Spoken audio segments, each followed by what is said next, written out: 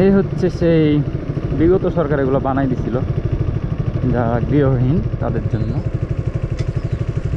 এটা একটা অবশ্যই প্রশংসনীয় উদ্যোগ ছিল। এই যে বাবা, তুমি লিচু খাইছো?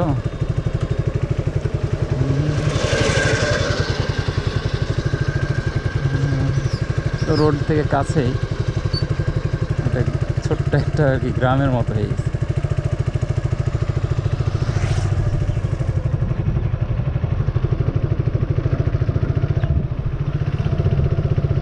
আর এখন এই যে ধান মারামারি কাটাকাটি এগুলোই চলছে জমিতে।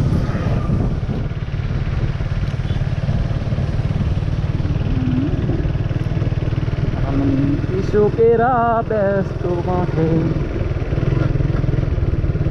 পোয়াল মাথায় নিয়ে, মাথায় পোয়াল ওরে, পোয়াল